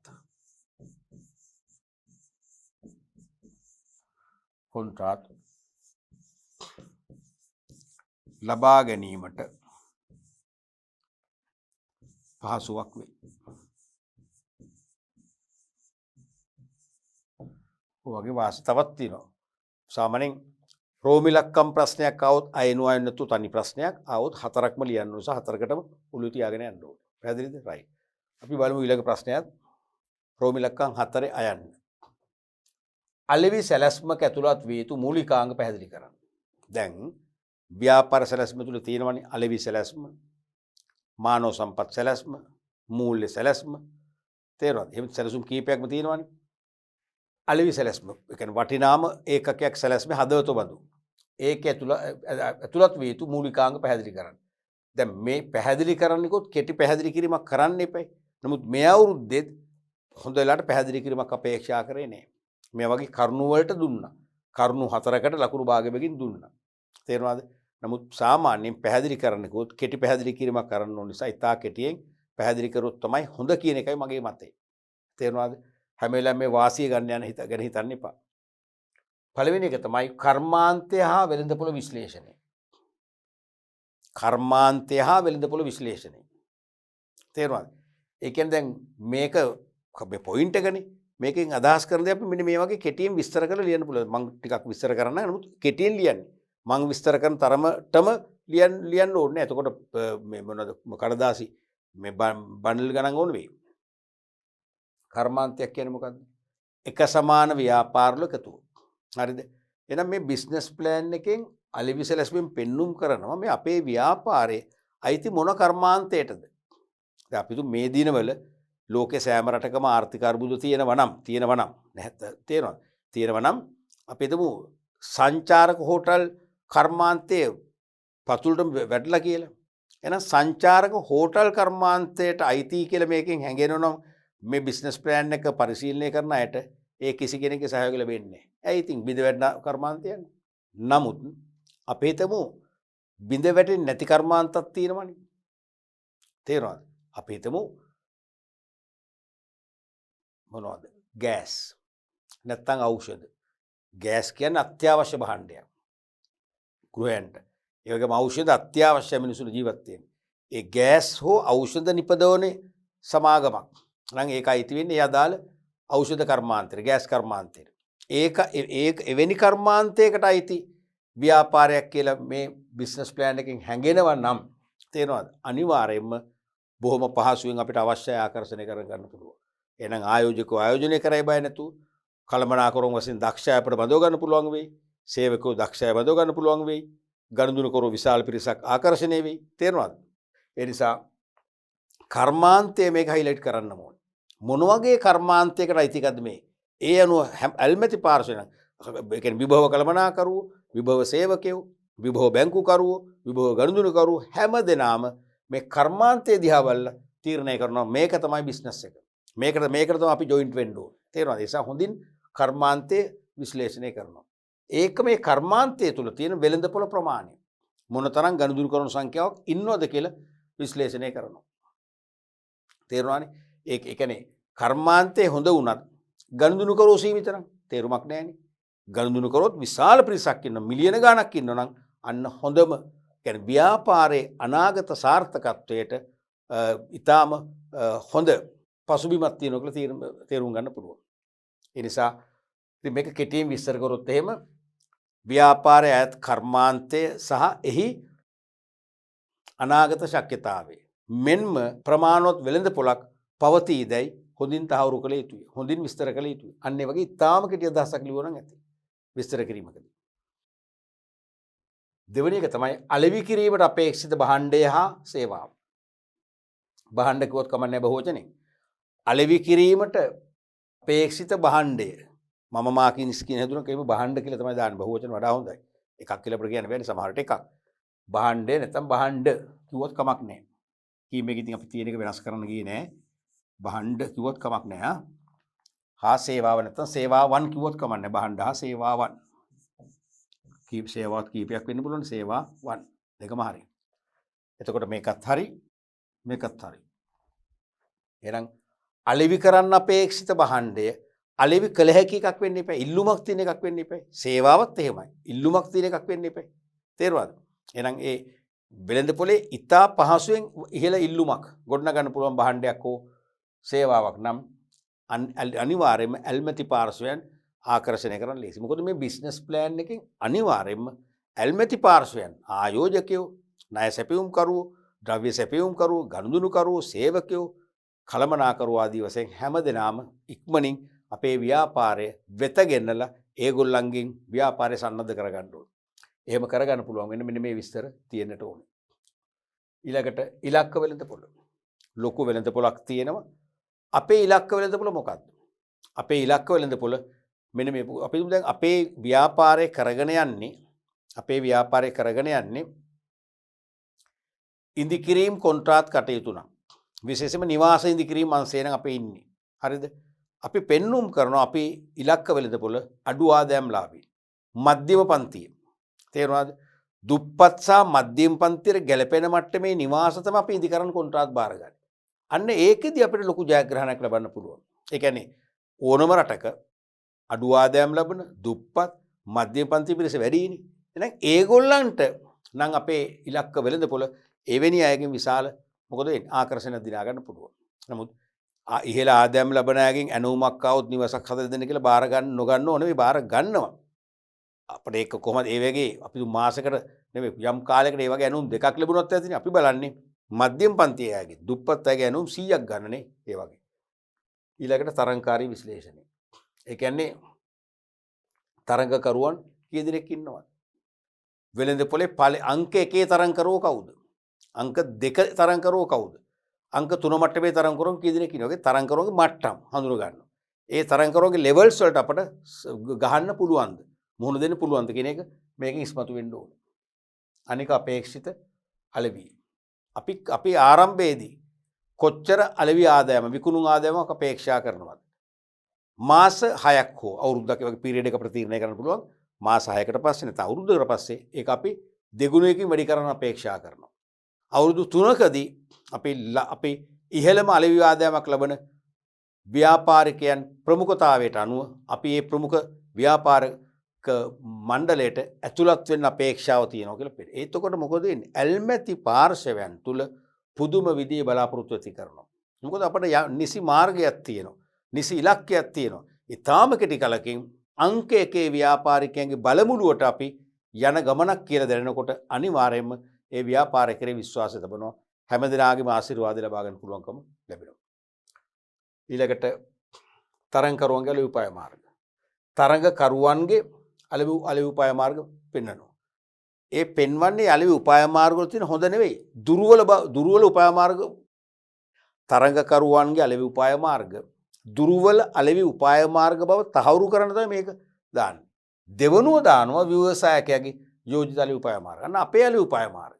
ඒකෙන් පෙන්වුම් කරන්නේ තරංගකරුවන්ට වඩා ශක්තිමත් වූ තරංගකරුවන්ට වඩා ඵල ලැබෙන ඉතා යහපත් අලෙවි උපාය මාර්ග අපි ළඟ තිබෙන බව ඒත්තු ගැන්වීමනුත් ඇල්මැති පාර්ශවයන් අපේ මේ ප්‍රොජෙක්ට් එකට සම්බන්ධ කර ගැනීමේ පහසුව අපට අනිවාර්යයෙන්ම ඇති වෙනවා. ඊළඟට විකුණුම් පුරෝගතනය. අපි විකුණුම් යම්කිසි පීරියඩ් එකක තුල කොච්චරක් අපි විකුණුම් අපේක්ෂා කරනවද? හරිද? අපේක්ෂිත විකුණුම්. ඒක පෙන්වන්න ඕනේ. ඒ අපේක්ෂිත විකුණුම් වලින් අපේ ආයතනයේ මොකද වෙන්නේ? ප්‍රතිරූපය පෙන්වන්න පුළුවන්කම ලැබෙනවා ඇල්මැති පාර්ශවයන්ට. ඊළඟට අලෙවි වියදම්. විකුණුම් වියදම්. අපේ විකුණුම් ආදායම අපේක්ෂිත පෙන්වනවා අලෙවි වියදමක් පෙන්වනවා. ඒ අනුව අපිට කොච්චර සුද්ධ ලාභයක් උපයන්න පුළුවන්ද? මොකද විකුණුම් ආදායම වගේම අලෙවි වියදම වැඩි නම් තේරුමක් නැහැනේ. එහෙනම් අපි මේ දෙකේ පරාසය දුරස්තයි. ඒ නිසා ලාභේ වැඩි කියන එක පෙන්වුම් කරනවා. ඔන්න ඔයගේ විස්තර මාලාවක් මේකෙන් පෙන්වුම් කිරීම තුල ඇල්මැති පාර්ශවයන් ව්‍යාපාරයට ලේසියෙන්ම ආකර්ෂණය කරගත හැකි වෙනවා. පැහැදිලිනේ? අපි බලමු මේ ප්‍රශ්නෙම ආ කොටස. තරංගකාරීත්ව විශ්ලේෂණයේදී අවධානය යොමු කළ යුතු සාධක 4ක් ලියන්න. තරංගකාරී විශ්ලේෂණය තියෙනවනේ අලෙවි සැලැස්මෙම. ඒකෙදි අවධාරණය කරන මූලික කරුණු. එකක් තමයි පවත්නා තරංගකාරීත්වය. දැනට මොනතරම් තරංගකාරීත්වයක් තියෙනවද? තරංගකරු ඉන්නවද? දෙවෙනි එක තරංගකරුවන් හා ඔවුන්ගේ ශක්තිය. එහෙනම් තරංගකරුවෝ හා ඔවුන්ගේ ශක්තිය. ඒ කියන්නේ අංක 1 තරංගකරුව කවුද? අංක 2 මට්ටමේ කී දෙනෙක් ඉන්නවද? අංක 3 මට්ටමේ කී දෙනෙක් ඉන්නවද? සහ ඒ අංක 1 2 3 මට්ටමේ තරංගකරුවන් සතු ශක්තියින් මොනවද? ඒ ශක්තියින්ට අපිට මුහුණ දෙන තරම් ශක්තියින් තියෙනවද කියලා අපි මේකෙන් විද්‍යාමාන කරන්න ඕනේ. තුන්වෙනි එක තරංගකාරීත්වයට මුහුණ දීමට ඔහු සතු ශක්තිය නිසා දුර්වලතා. මේක මේ ඔහු කියන එකට මම කැමතිම නැහැ. ඉතින් ස්කීමේ තියෙන නිසා ගත්තා. ඒක වඩා හොඳයි ව්‍යාපාරයේ සතු කිව්වනේ. නැත්නම් ඔවුන් සතු බහුවචනනේ. ව්‍යාපාරයේ සතු වඩා හොඳ පැහැදිලි. ඉතින් ඒ ලියනකොට ලස්සනටම ලියන්න ඕගොල්ලෝ ගලපලා. තරංගකාරීත්වයට මුහුණ දෙන්න ඔහු සතු කියන්නේ ව්‍යාපාරික සතු කියලා හිතමු. ව්‍යාපාරික නැත්නම් ව්‍යාපාරය සතු ශක්තියින් සහ දුර්වලතා අපි ලියන්නේ. අපි ඒකෙන් පෙන්눔 කරන දුර්වලතා වලට වඩා අපේ ශක්තියින් ප්‍රබලයි. ඒ නිසා අපිට මේ තරංගයට මුහුණ දෙන්න පුළුවන්. තරංගේ ජය ගන්න පුළුවන් කියලා අපි පිළිබිඹු කරන්න ඕනේ. පැහැදිලිනේ? ඊළඟට වෙළඳ පොළට පිවිසීමට ඇති බාධා. ඒකත් විස්තර කරන්න බාධා. එනම් පිරිවැය, ඒ වගේම කාලය, තාක්ෂණය, පවතින පේටන්ට් බලපත්‍ර හා වෙළඳ ලකුණු ආදී. ඒ කියන්නේ වෙළඳ පොළ පිවිසීමේදී තරංකරුවන්ගේ තියෙන පේටන්ට් බලපත්‍ර. එහෙනම් මේ පේටන්ට් බලපත්‍රය නිසා මොකද වෙන්නේ? අපිට යන්න බැරි වෙන්න පුළුවන්. ඒ වගේ එහෙනම් අපි පෙන්නනවා දැන් ඉන්න තරංකරුවන්ට පේටන්ට් බලපත්‍රයක් නැහැ. අපට පේටන්ට් බලපත්‍රයක් තියෙනවා. ඒ නිසා තරංකරුවන් අභිබව අලුතෙන් තරංකරුවන් එන්න පෙර අපිට මේ පේටන්ට් බලපත්‍රය හරහා අපිට පමණක් මේ භාණ්ඩ විකුණලා මාකට් එක ජයග්‍රහණය කරන්න පුළුවන්. අන්න ඒ වගේ දේවල් තේරුණාද? ඒ වගේම පිරිවැය අධික පිරිවැයක් දරන්න වෙනවා අපිට ඒක දරන්න පුළුවන්. අන්න ඒ වගේ කාරණා කීපයක්ම මේකෙන් අපි විශ්ලේෂණය කරන්න වෙනවා. ඒතර ඒ කාරණා 4කට ලකුණු භාගය වෙකින් ලකුණු 2ක් ලබා දෙනවා ඇති. පැහැදිලිනේ? අපි බලමු ඊළඟ ප්‍රශ්නය. රෝම ඉලක්කම් අවසාන ප්‍රශ්නය. ඇස්තමේන්තුගත ව්‍යාපෘති පිරිවැය තුල අඩංගු වන මෙහෙයුම් පෙරවියදම් යන්න පැහැදිලි කර ඒ සඳහා උදාහරණ දෙකක් ලියන්න. ඇස්තමේන්තුගත ව්‍යාපෘති පිරිවැය තුල අඩංගු වන මෙහෙයුම් පෙරවියදම් යන්න පැහැදිලි කර ඒ සඳහා උදාහරණ දෙකක්. පැහැදිලිද? දැන් ව්‍යාපෘති ඇස්තමේන්තුගත ව්‍යාපෘති පිරිවැය කියලා කොටසක් ඇතුළත් කරනවානේ අපි මූල්‍ය සැලැස්මේ බිස්නස් ප්ලෑන් එකේ. ඒකේ තියෙනවා මෙහෙයුම් පෙරවියදම්. ඒක සාමාන්‍යයෙන් දක්වන්න ඕනේ. එහෙනම් මෙහෙයුම් පෙරවියදම් යන්න පැහැදිලි කර ඒ සඳහා උදාහරණ දෙකක්. අපි එකම ප්‍රශ්නේ කොටස් දෙකක් නිසා අපි තරු ලකුණු දෙකක වෙන් කරලා පෙන්වමු මේ වගේ. මොකද පිළිතුරු පරීක්ෂකවරුන්ට පහසුවෙන් ඔබේ පිළිතුරු කොටස් වෙන් කරලා පෙන්වනවා. කියන්නේ ඔබේ පිරිසිදු බව, ඔබේ පිළිවෙල ඒගොල්ලන්ගේ මනසට ඇතුල් වෙනවා. මේ ළමයා හොඳට වැඩ කරන ළමයෙක්. හරි පිළිවෙලයි, හරිම නීට් මෙයාගේ වැඩ කියලා මානසිකත්වය ආවම ඔබේ පිළිතුරු වල යම් යම් අඩුපාඩු තිබුණත් ඒ අඩුපාඩු නොපෙනී යනවා. ඒ අඩුපාඩු ඒගොල්ලන්ට පේන්නේ නැහැ. ඒගොල්ලන්ගේ අවශ්‍ය මුළු ලකුණුම ලැබෙනවා. ලකුණු භාගයක් හෝ එකක් හෝ කැපෙන අවස්ථාව මගහැරෙනවා. එහෙම ලකුණු 4ක් 5ක් ඔබට පුළුවන් නෙලා ගන්න. ඒක අවශ්‍යමයි. දක්ෂ ළමයෙක් කියන්නේ උත්තර 100%ක්ම නිවැරදිව ලිවීම පමණක් නොවේ. 100%ක්ම නිවැරදිව ලියන ළමයා දක්ෂයි. 100%ක්ම නිවැරදිව ලියන්නේ නැහැ. 90ක් 80ක් තමයි නිවැරදිව ලියන්නේ. නමුත් මේ පිළිවෙල තුලින් එයාගේ ක්‍රමවේදය තුලින් මොකද වෙන්නේ? ලකුණු 5ක් 6ක් ලැබෙනකොට එයාත් ගොඩ. එයාත් හොඳ ඒ සාමාර්ථයක් ගන්නකොට හොඳ ලකුණු සමග. එහෙමනම් මොකද්ද මේ මෙහෙයුම් පෙරවියදම් කියන්නේ? මෙහෙයුම් පෙරවියදම් යනු ව්‍යාපාරයක කටයුතු ආරම්භ කිරීමට පෙර අවශ්‍ය වන වියදම්. ලකුණු දෙකයි. මේ කියන්නේ කිසියම් ව්‍යාපාර කටයුත්තක් නැත්නම් ප්‍රොජෙක්ට් එකක් ව්‍යාපෘතියක්. හරිද? ආරම්භ කරන්න එපා. ආරම්භ කරන්න පෙරදරන වියදම් තමයි මෙහෙයුම් පෙරවියදම් කියන්නේ. අපි අපේක්ෂා කරන ව්‍යාපාර කටයුත්ත ආරම්භ කළාට පස්සේ අපි පෙරවියදම් කියන්න බෑනේ. ආරම්භ කළාට පස්සේ අපි කියන ඔන්න ආයතන හා පරිපාලන වියදම්, අලෙවි කරන වියදම්, මූල්‍ය වියදම්. එහෙම වර්ග වෙනවනේ. තේරුණාද? මේ කියන්නේ වියදම් ඔක්කොම එකට ගන්න. මෙහෙයුම් පෙරවියදම්. ඒ කියන්නේ එක කාණ්ඩයකට එක ගිණුමකට යන්නේ. ඒ කියන්නේ ව්‍යාපාර කටයුතු නැත්නම් අපේක්ෂිත ව්‍යාපාර කටයුතු ආරම්භ කිරීමට පෙර යම් යම් වියදම් අනිවාර්යයෙන්ම දරන්න වෙනවා. ඒව තමයි මෙහෙයුම් පෙරවියදම් කියන්නේ. තේරුණාද? ඒ මෙහෙයුම් පෙරවියදම් අපිට දරා ගන්න පුළුවන් මට්ටමේ ඒවා. ඒ මෙහෙයුම් පෙරවියදම් දැරිය යුතු අනිවාර්ය ඒවා. ඒ කියන්නේ අනවශ්‍ය වියදම් නෙවෙයි. අනවශ්‍ය වියදම් නොවේ කියන එකත් පේන්න ඕනේ. ඒ මෙහෙයුම් පෙරවියදම් වලින්. අනික මෙහෙයුම් පෙරවියදම් අපිට දරන්න බැරි මට්ටමේ අතිවිශාල ඒවා නෙවෙයි. මධ්‍යම ප්‍රමාණයෙන් පාලනය කරගෙන අපේ මූල්‍ය ශක්තියතාවය අනුව දරන්න පුළුවන් මෙහෙයුම් පෙරවියදම් කියලා දැනෙන්න ඕනේ. ඒ නිසා මේ මෙහෙයුම් පෙරවියදම් සාමාන්‍ය එකින් එක විස්තර කරලා පෙන්නනවා. මොකද ඒක අවශ්‍යයි. ඒකේ මොකද වෙන්නේ? අපේ ව්‍යාපාරයේ විනිවිද භාවය ඇල්මැති පාර්ශවයෙන් හැම දෙනාටම පෙන්වන්න පුළුවන්කම ලැබෙනවා. විනිවිද භාවය. තේරුණාද? මොකද විනිවිද භාවය නැති වුණොත් ආරම්භයේදීම සැකසංකා ඇති වෙනවනේ. ආයෝජකෝ ආයෝජනය කරන්න බිය වෙනවා. කළමනාකරු රැකියාව අවස්ථාව බාර ගන්න බය වෙනවා. බැංකුව ණය දෙන්න බය වෙනවා. එහෙම නෙවෙයි. ඒ නිසා ව්‍යාපාරයේ විනිවිද භාවය පෙන්වන්න පුළුවන් හොඳ අවස්ථාවක් තමයි මෙන්න මේ මෙහෙයුම් පෙරවියදම්. මෙහෙයුම් පෙරවියදම් වලින් අපිට ව්‍යාපාරයේ අනාගත පැවැත්ම තේරෙනවා. දැන් බරට බරේ මෙහෙයුම් පෙරවියදම් දරලා තියෙනවා නම් ඒවා අනවශ්‍ය අංශවලට අදාළ මෙහෙයුම් පෙරවියදම් නම් මොකද වෙන්නේ? ඇල්මැති පාර්ශවයෙන් එතනින්ම මේ ව්‍යාපාරේ කට් කරලා දානවා. කාගේවත් ආකර්ෂණයේ සහයෝගය ලැබෙන්නේ නැහැ. පැහැදිලිනේ? එහෙනම් ව්‍යාපාර කටයුතු ආරම්භ කිරීමට පෙර දරන්න සිදුවන සියලුම වියදම් තමයි මෙහෙයුම් පෙරවියදම් කියන්නේ. ආරම්භ කළාන් පස්සේ ඒව ව්‍යාපාරික වියදම් සාමාන්‍ය ව්‍යාපාර වියදම් වලට පත් වෙනවා. උදාහරණ අහනවනේ. ඉඩම් සංවර්ධන වියදම්. අපි ව්‍යාපාරයේ සදා ඉඩමක් මිලදී ගත්තා. ඒ ඉඩමේ අනවශ්‍ය ගල් කුලක් තියෙන. ඒ ගල් කුල අපට ප්‍රයෝජනයක් නැහැ. අපි ගල් කුල අයින් කරන්න කඩලා. හරිද? ඒ ගල් කුල කඩලා අයින් කරන්න අපට වියදමක් යනවා. ඒ වගේ ඒ ඉඩම ෆ්ලැට් කරලා කම්මල් ඉදි කරන්න යෝග්‍ය ලෙස එක්කෝ ස්ටෙප් කීපයකට නැත්නම් මේ සමතලා ක්‍රමයට අර පාරවල් හදන්න තාප්ප දාලා ඒ සංවර්ධනය කරන්න ඕනේ. එතකොට තමයි ඒක ඇතුළේ අපිට බය නැතුව ව්‍යාපාර ස්ථාන ඉදි කරලා පවත්වන්න පුළුවන් වෙන්නේ. ඒතර ඒක කරන්න නම් අනිවාර්යයෙන්ම ඉඩම සංවර්ධනය කරලා වටේට තාප්ප දාන්න ආරම්භක වියදමක් යනවා. ඒක තමයි මෙහෙයුම් පෙර වියදම් කියන්නේ. ඒකම විදුලිය හා ජල පහසුකම් ලබා ගැනීමට දරන වියදම්. අනිවාර්යයෙන්ම විදුලි බල ශක්තිය අවශ්‍යනේ. විදුලි බලය ලබා ගන්න ඕනේ. වෝටර් සප්ලයි එක ලබා ගන්න ඕනේ. ඒකකොට ඒවා ලබා ගන්න විදුලි බල මණ්ඩලයට, ජාතික ජල සම්පාදන හා ජල ප්‍රවාහන මණ්ඩලයට විශාල පිරිවැයක් දරන්න ඕනේ. නැත්නම් ඒ කනෙක්ෂන් එක ගන්න බෑ. ව්‍යාපාරයක් ආරම්භ කරන්නේ නැත්නම් මුලින්ම කනෙක්ෂන් එක ගන්න එපා. මෙහෙයුම් පෙර වියදම්. තේරුණාද? ඊළඟට බලපත් ලබා ගැනීමට දරන වියදම්. අන්න. ඇතැම් ව්‍යාපාර කටයුතු කරන්න බලපත්‍ර ගන්න ඕනේ අදාළ බලාධිකාරියෙන්. අපි හිතමු ඖෂධ නිෂ්පාදනය කරන කර්මාන්තශාලාවක් නම් සෞඛ්‍ය සේවා දෙපාර්තමේන්තුවෙන් බලපත්‍රයක් ගන්න ඕනේ. ඒතර බලපත්‍රය ලබා ගන්න පෙර අනිවාර්යයෙන්ම ව්‍යාපාර සැලැස්මක් ඉදිරිපත් කරන්න වෙනවා. තේරුණාද? ඒ ව්‍යාපාර සැලැස්ම අනුව සෞඛ්‍ය සේවා දෙපාර්තමේන්තුව ශක්්‍යතා අධ්‍යයනයක් කරලා ඒ ඖෂධ නිපදවන්න තරම් සුදුසු වටපිටාවක් පසුබිමක් තියෙන පරිසරයක නම් පමණයි බලපත්‍ර දෙන්නේ.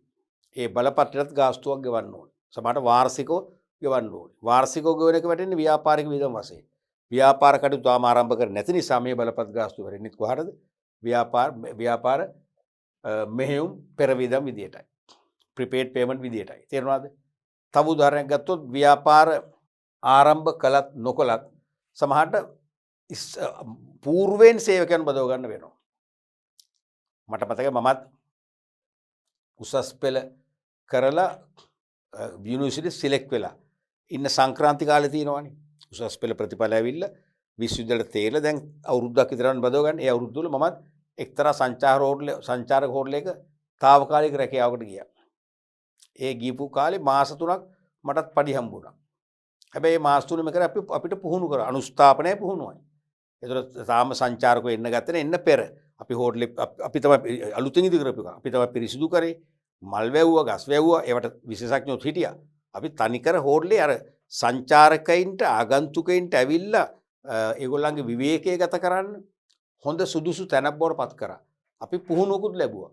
තේරෙනවද? ඒ පුහුණු කාලෙදිත් අපිට දීමනාවක් වශයෙන් පඩියක් ගෙවුවා. මොනවද? මෙහෙයුම් පෙර වියදම්. තේරෙනවද? ඔන්න තව එකක් දාමු.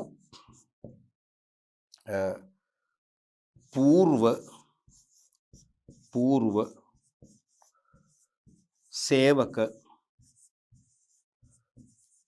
පුහුණු වියදම්. పూర్ව සේවක පුහුණු වියදම්. තේරුණාද? పూర్ව සේවක පුහුණු වියදම්. ඔව්. ඊළඟට තව එකක් අපි අනිවාර්යයෙන්ම ලියමුනේ. ඒ තමයි දැන් අපි ව්‍යාපාර ගොඩනැගිලි ඉදි කරනවානේ. ව්‍යාපාර ගොඩනැගිල්ලට සැලැස්මක් හදනවා. බොහෝලට ආකිටෙක්චර් කෙනෙක් හදන්නේ, ගෘහ නිර්මාණ ශිල්පියෙන්නේ. ඒ ගොඩනැගිලි සැලැස්ම අනුමත කරගන්න ඕනේ අදාළ මොකද්ද? පළාත් පාලන ආයතන වෙතින්. විශේෂයෙන් ප්‍රාදේශීය ලේකම් කාර්යාලයෙන් අනුමත කරගන්න ඕනේ. කවුරු කළත් කරන්න එපා. ඒ වගේම ඉඩමට අපි ව්‍යාපාරය ආරම්භ යන ඉඩමට ඉඩම් සැලැස්මක් හදනවනේ. තේරුණාද? කවුද හදන්නේ ඒක? මිනින්දూరు මහත්මයා විසින්, සර්වේ කෙනෙක් විසින් ඒ මිනින්දూరు හදන ඉඩම් සැලැස්මයි ගෘහ නිර්මාණ ශිල්පී හදන ගොඩනැගිලි සැලැස්මයි දෙකම ලියාපදිංචි කරලා අනුමත කරගන්න ඕනේ අදාළ පළාත් පාලන ආයතන වෙතින්. ඒ සදා වෙනම ගාස්තුවක් ගෙවන්න වෙනවා. ඒවත් මොනවද? මෙහෙයුම් පෙර වියදම්. අන්න ඒකත් හොඳ උත්තරයක් මේකට. තේරෙනවද? ඉඩම් සැලැස්ම එකයිනේ තියෙන්නේ. ඉඩම් සැලැස්ම හා ව්‍යාපාර ගොඩනැගිලි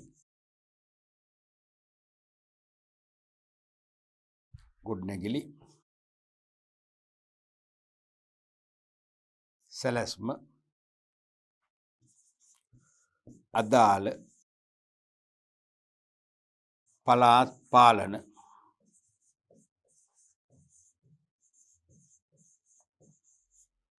ආයතනයෙන් අනුමත කර ගැනීමට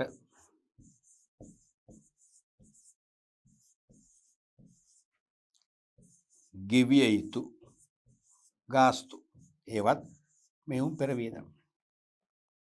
පැහැදිලිනේ? හොඳයි. අපි එතකොට අද පාඩම් පරිච්ඡේදය තුලින් 2019 වසරට අදාළ නව විෂය නිර්දේශය හා සැබැඳි දෙවන ප්‍රශ්න පත්‍රයේ සම්පූර්ණයෙන්ම සාකච්ඡා කරලා නිමා කරා. එතකොට අපි පාඩම් පරිච්ඡේද කීපයකින්ම මේ දෙවන ප්‍රශ්න පත්‍රයේ පළවෙනි කොටස දෙවන කොටස හා සම්බන්ධ ප්‍රශ්න 4 බැගින් 8ම සාකච්ඡා කළා.